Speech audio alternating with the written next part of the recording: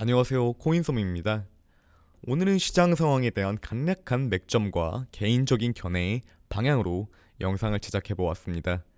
우선 밤사이 나스닥 간만에 3%의 상승률을 보여주었죠. 메타가 17% 상승함과 동시에 빅테크 실적 호조로 연속적으로 침체가 이루어지던 장세에서 3%의 상승률을 보여주었습니다.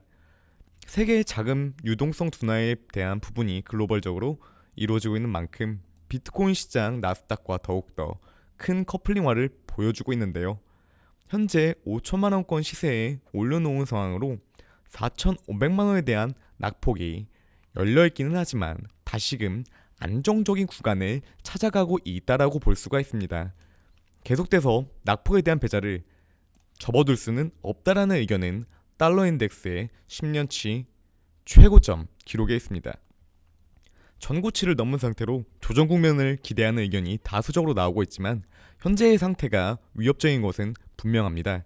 긍정적으로 살펴볼 부분은 전문가들은 달러 인덱스의 강세를 우려하고 있지만 영국의 디지털 자산 중개기업 글로벌 블록의 마커스 스토리오 애널리스트는 암호화폐 시장의 큰손인 고래의 보유량이 지난해 9월 이후 최고치로 올라섰다며 온체인 데이터는 비트코인의 강세 관점을 뒷받침했으며 지난해 9월 고래의 비트코인 보유량이 극적으로 증가하고 2개월 뒤인 11월에 가격이 크게 올랐다고 덧붙였다는 언급에 있습니다. 정리해보자면 달러 인덱스에 대한 추가 상승으로 낙폭의 가능성을 배제할 수는 없는 장세이지만 기관과 세력들은 매집에 대한 의도를 보이고 있다는 점입니다.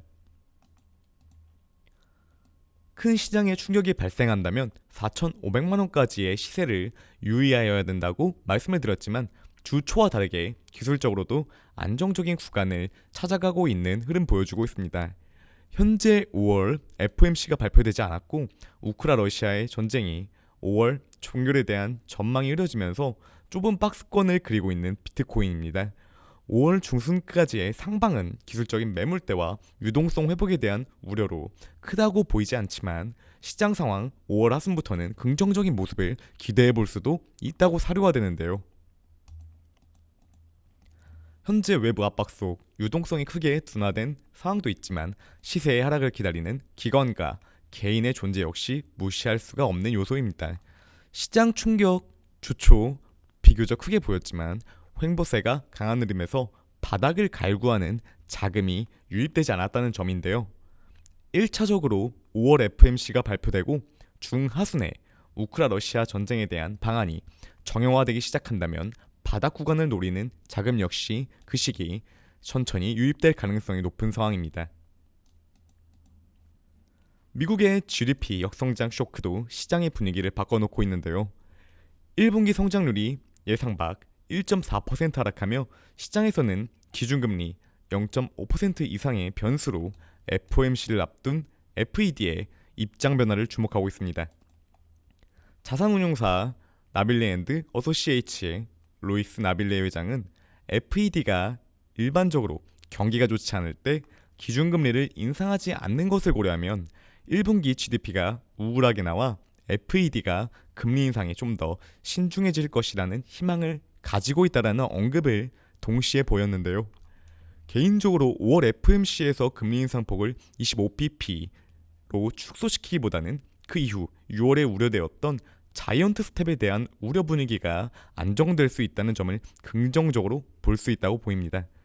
현재 시장에서 불확실성에 대한 부분으로 계속해서 언급된 것은 6월 자이언트 스텝에 대한 우려인데요.